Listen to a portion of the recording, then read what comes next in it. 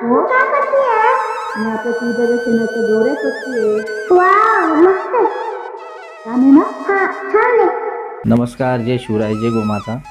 आज आपण मळ्यात आलो आहे आणि आपण आज आपला विषय आज हा शेणावरती आहे. गाईच्या शेणापासून काय काय फायदे होतात आणि शेणापासून काय गोष्टी बनतात आणि शेणाचा वापर कुठं कुठं केला जातो आणि त्याचे फायदे काय ते ह्या गोष्टीवरती आपण आज ब्लॉग बनवणार आहे. तर आज आपण गाईच्या शेणापासून आपण गौऱ्या बनवणार आहे आणि त्या गौऱ्या कशा बनवायच्या, त्याच्यानंतर त्यामध्ये पण आपण काही सामग्री टाकू शकतो.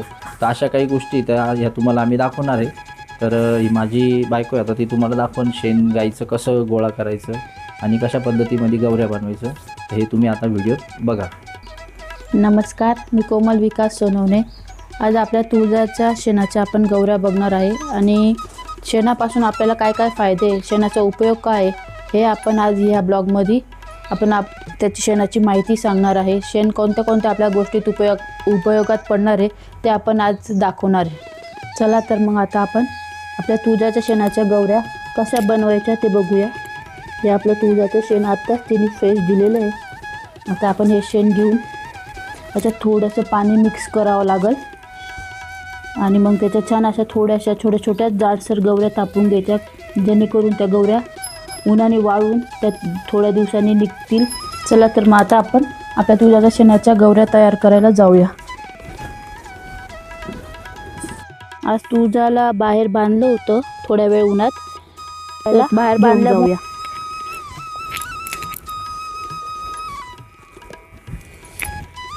चला तर मग आता आपण या ठिकाणी आपण प्लास्टिक आचरून ठेवलेलं आहे, तिथं आपण गौऱ्या बनवायला जाऊया. इथं झाड नसल्यामुळे इथं भरपूर वेळ ऊन असतं, त्यामुळे आपण इथं गौऱ्या बनवू म्हणजे इथं लवकर वाळतील.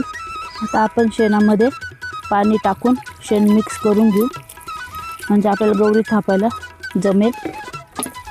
आता हे थोडंसं मी पाणी टाकून मिक्स केलं, थोडंच मिक्स करून घ्यायचं, नाही तर जास्त पातळ होऊन जाईल शेण. आता आपण असा गोळा करून घेऊ छान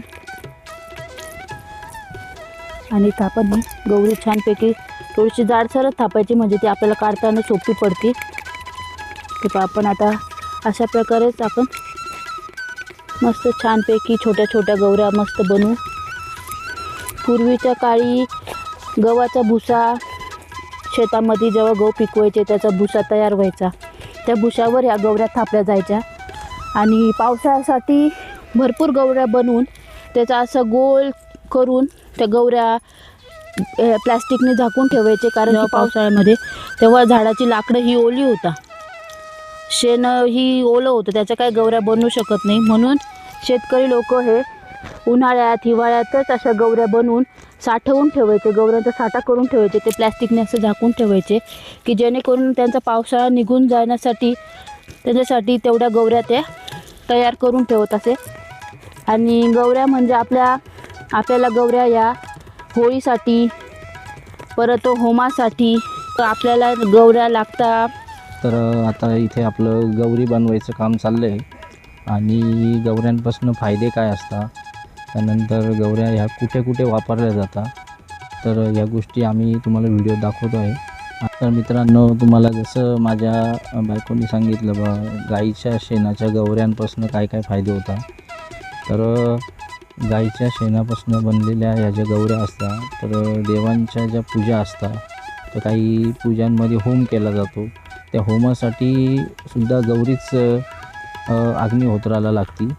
त्यानंतर गौरीमध्ये बऱ्याचशा काही गोष्टी आपण ॲड करू शकतो. जर समजा तुम्हाला घरामध्ये जर धूर करायचं असेल, लोक मच्छर जर झाले तर गुड नाईट वगैरे अशा काही जे प्रोडक्ट आहे हे वापरतात. जर समजा त्याच्यापासून जर आपल्या शरीराला काहीतरी एक हानी काही दिवसानंतर पोचवली जाते, तर आपण जर समजा असं गौरीचा छोटासा जरी गौरीचा घरात जर धूर केला, त्यामध्ये जर समजा अजून काही सामग्री, त्यानंतर आपण समजा त्याच्यामध्ये भीमसेन कापूर, समजा काही तुम्ही सेंटसाठी तुम्ही त्याच्यामध्ये चंदन पावडर वगैरे अशा जर काही 2-3 सामग्री एकत्र करून जर कधी बनवल्या, तर त्याचा वास पण चांगला येतो, मच्छर पण लांब पळतात आणि घरामध्ये ऑक्सिजनची बी कमतरता बिलकुलच राहत नाही. तर अशा या गौऱ्यांचा फायदा आहे. तर आता आपण ह्या ज्या गौऱ्या बनवतो ह्या साध्या गौऱ्या आहे. तर यानंतर आपण आम्ही तुम्हाला हे पण दाखवणार आहे का घरामध्ये फ्लॅट बंगला वगैरे अशा काही ठिकाणी जे राहणारे लोक आहे तर घरामध्ये त्यांना गौरी पेटवणं शक्य नाही आहे. तर आपण त्याच्यासाठी पण आपण आपली आयडिया लावली का बा आज आम्ही एक नवीन पद्धतीमध्ये थोडेसे जे घरामध्ये पेटवण्यासाठी जे काही धूप बनवतो आहे त्यामध्ये आम्ही गुगुळ त्यानंतर ऊद भीमसेन कापूर अशा गोष्टी ॲड करून आम्ही धूप बनवतो आहे. तेही तुम्हाला मी आता व्हिडिओमध्ये दाखवणार आहे. तर आपल्या आता गौऱ्या ह्या पूर्ण झाल्या आहे बनून. तर आता तो धूप कशा प्रकारे बनवायचा तर ते आम्ही तुम्हाला दाखवतो. तर शेणापासून आपण देवासाठी जे लागणारे जसं आपण अगरबत्ती असते धूप असतं आपण ज्या काही गोष्टी दुकानामधनं विकत आणतो तर त्याही गोष्टी आपण शेणापासून बनवू शकतो. जसं की आता आम्ही तुम्हाला दाखवणार आहे. तर शेणापासून आम्ही धूप कशा प्रकारे बनवायचं तर ह्या गोष्टी तुम्हाला दाखवतो. तर चला आपण आता धूप कसं बनवायचं तर ते तुम्हाला आम्ही दाखवतो. त्याची सामग्री काय काय आहे तेही तुम्हाला सगळ्या गोष्टी आम्ही दाखवणार आहे. चला तर मग आपण धूप कसा बनवायचा शेणापासून तर आपण त्याचं सुरुवात करत आहे. पहिले आपण गाईचं शेण घेतलं आहे त्यामध्ये आपण थोडंसं गाईचं आपल्या तुळजाचं गोमूत्र टाकणार आहे आणि गोमूत्र टाकल्यानंतर ते थोडंसं मिक्स करून घ्यायचं. त्यानंतर त्याच्यामध्ये थोडंसं आपण जो कापूर आणलेला आहे भीमसेन कापूर तो पण पूर्ण त्याच्यामध्ये टाकायचा. त्यानंतर मग आपण हा पूर्ण शेणाचा गोळा पूर्ण कालून घेऊ. त्यावरती आपण मग अजून जो गुगुळ म्हणता धूप तो आपण त्याच्यामध्ये ॲड करणार आहे. ते दोन्ही एकत्र करून त्याचं मिश्रण चांगलं करून घ्यायचं. चांगलं असं घट्ट असं मळून घ्यायचं. ते घट्ट केल्याने त्याचा फायदा असा असतो का गोळे छान बनतात. छोट्या छोट्या साईजनुसार आपण असे धूप तयार करणारे आहे. तर आता तुम्ही बघा कशा प्रकारे बनवायचं ते. आणि याचा फायदा इतका आहे का घरामध्ये जर आपण कधी एक जरी पेटवला आणि एक संध्याकाळच्या टायमाला जरी आपण घरात लावला तर घरामध्ये ऑक्सिजनचं प्रमाण खूप वाढतं. ऑक्सिजन चांगलं मिळतं शुद्ध. आणि भीमसेन कापूर हा त्यासाठीच असतो. आणि गुगुळचा फायदा हा होतो का घरामध्ये सेंट पण चांगला येतो का आपल्याला म्हणजे असं जास्त धुराने त्रास पण होत नाही. जसं काही आपण जे काही धूप आणतो तर ते केमिकलचे असतात. हे आपले नॅचरल आहे. आणि याच्यामध्ये तुम्ही अजून ह्या पण गोष्टी ॲड करू शकता. वाळलेल्या ज्या काही घरातल्या माळी असतात देवाची जे फुलं असतात ते जरी वाळले तर आपण त्याचा चुरा त्याच्यात टाकू शकतो. त्यानंतर वाळलेला लिंबाचा पाला टाकू शकतो. तर अशा काही आज धूप पण छान तयार होता येते.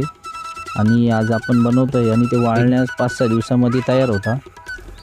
तर बऱ्यापैकी आता आपले धूप तयार झाले आणि त्याची साईज पण एक अशी छोटीशीच आहे जेणेकरून आपण लावल्यानंतर एक अर्धा तास जळेल अशा हिशोबाने आम्ही बनवले.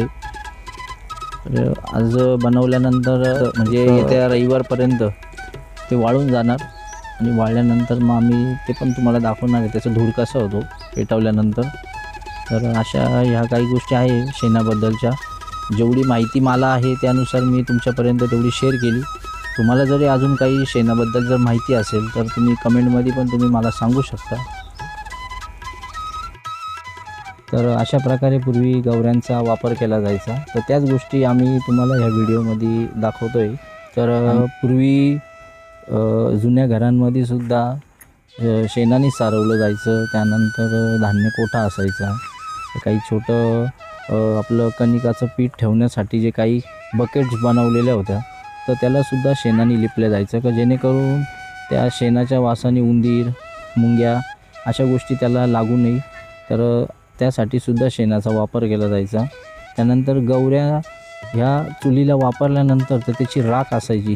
त्या राखेने सुद्धा आपले लोक दात घासायचे. आपलं जे शेण असतं गाईचं त्याचं जे खत असतं ते खत जर आपण कधी शेतामध्ये जर त्याचा वापर जास्त केला जर आपण जे फवारणी करतो काही औषधं वापरतो त्या औषधांचा वापर कमी करून आणि आपण शेणाचा जर खताचा वापर जर कधी केला तर ज्या शेतीमध्ये जर चांगलं उत्पादन निघत नाही तर त्या शेतीमध्ये उत्पादन बी चांगलं निघतं.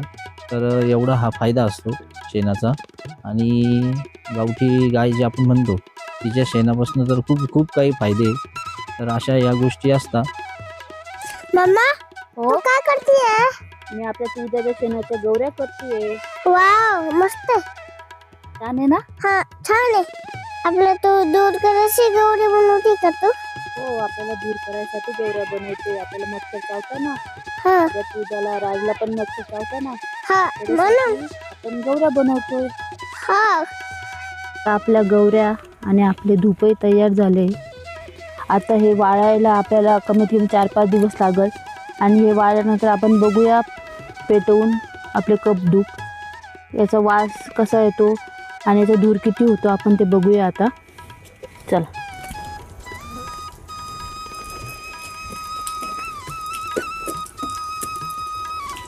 तर मित्रांनो, आम्ही अशा प्रकारे गाईच्या शेणापासून काही गौऱ्या बनवल्या आहे. त्यानंतर काही जे कप धूप बनवले, तर कसे बनवायचे, कशी सामग्री आहे, काय गोष्टी त्यात ॲड करायच्या, तर ते आम्ही तुम्हाला दाखवलं आहे. तर अशाच प्रकारे आम्ही नवनवीन अशी व्हिडिओ बनवत राहणार आहे. आणि गाईवरती जर अजून कोणाला काही माहिती असेल तर मला कमेंटद्वारे तुम्ही नक्की सांगा. आणि व्हिडिओ आवडला असेल तर तुम्ही लाईक करा, शेअर करा आणि सबस्क्राईब करायला विसरू नका. जय शिवराय, जय गोमाता.